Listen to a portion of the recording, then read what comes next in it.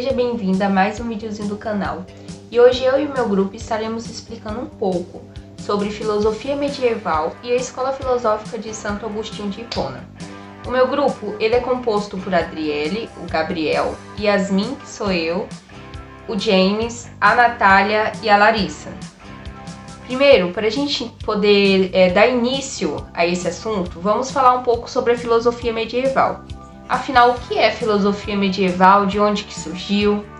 A filosofia medieval ela ocorreu entre o século V e o século XV, no período conhecido como a Idade Média. E ela se caracterizou pela expansão e da consolidação do cristianismo lá na Europa Ocidental. A filosofia medieval, ela tentou conciliar a religião com a filosofia, ou seja, a consciência cristã com a razão filosófica e a científica.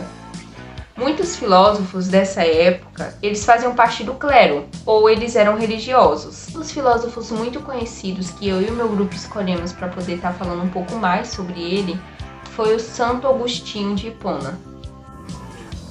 Bom dia para todos, agora falarei minha parte. Basicamente, o Agostinho de Hipona, ele foi um dos filósofos da filosofia patrística, considerado um dos pais ou um dos doutores da Igreja Católica. Basicamente, ele nasceu no dia 13 de novembro de 354, na cidade de Tagaste, próximo a Hipona, que na época era províncias romanas do norte da África. Ele também foi criado em um lar pagão, algo comum, tipo na época lá, né? Pois o cristianismo lá era muito recente, embora sua mãe ela se converterá no futuro ao catolicismo.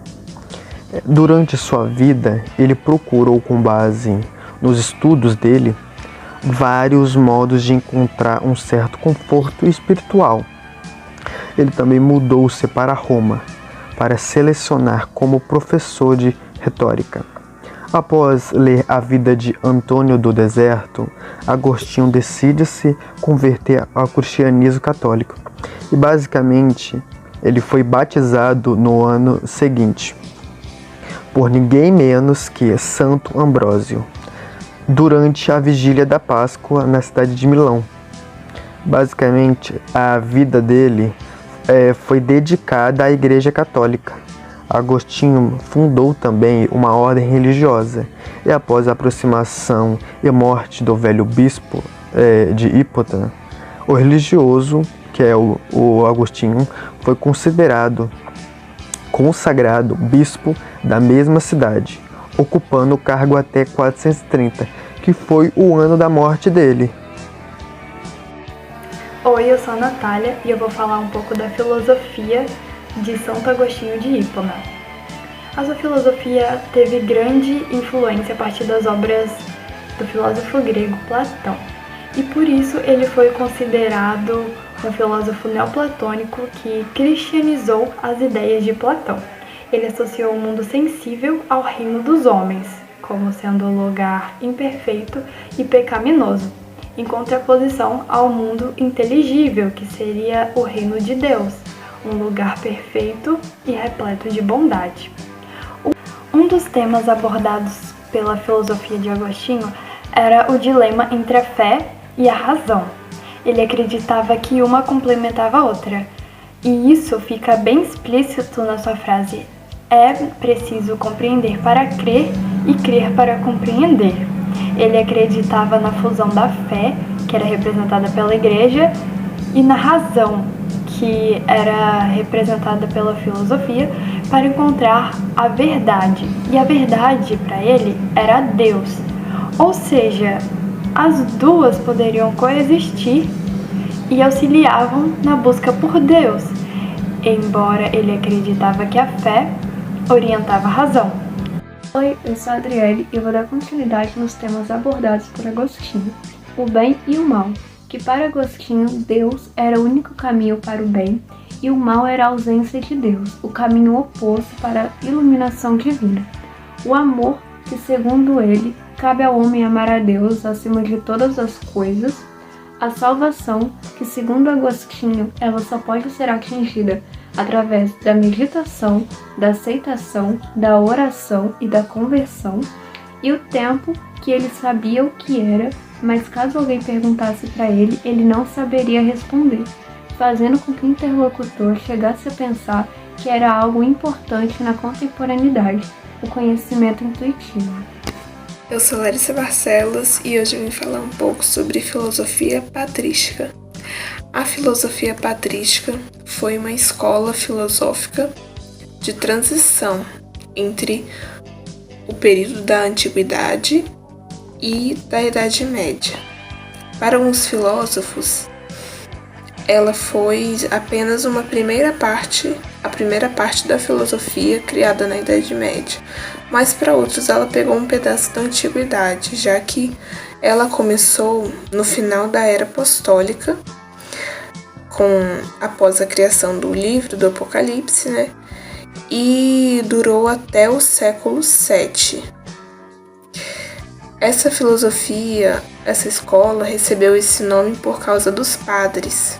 Como nessa época o pensamento era teocêntrico, quem liderava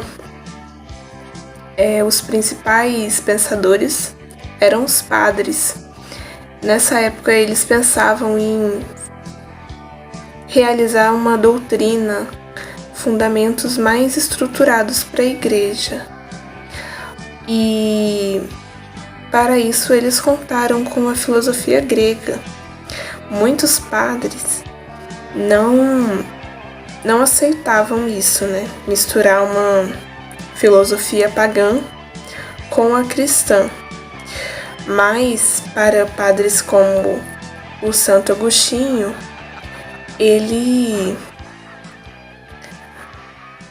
para ele a razão e a fé andavam juntas, porque, segundo ele, para entender a fé, a gente precisa pensar racionalmente. E esse período foi muito influenciado por Platão, já que as ideias neoplatonistas têm muito a ver com o pensamento cristão. A importância desse período foi isso: criar doutrinas mais estruturadas para a igreja, que perduram até os dias de hoje. E essas doutrinas muitas vezes são relacionadas com filosofias gregas e platonistas. Olá, eu sou Gabriel e eu vou falar sobre as obras de Santo Agostinho e sobre o dia dele. As principais obras escritas por Santo Agostinho são Confissões e Cidade de Deus. Em Confissões tem um tom muito autobiográfico. Nesse livro, o filósofo fala sobre o período da sua vida em que ele ainda não era convertido. Ele fala com propriedade sobre o pecado, sobre o maniqueísmo e sobre o hedonismo.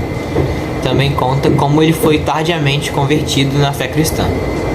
Já em Cidade de Deus, o filósofo fala de alguns dogmas relacionados ao cristianismo, como a vida eterna da alma e a bem-aventurança, além do paraíso e da bondade de Deus também. Os escritos contidos nessa obra mostram-se como princípio para a compreensão da nossa filosofia cristã. Agora eu vou falar sobre o dia de Santo Agostinho. O dia de Santo Agostinho é celebrado em 28 de agosto. Nessa data, nós homenageamos o doutor da igreja e o bispo. E o doutor, ele foi e continua sendo um exemplo para todos os cristãos.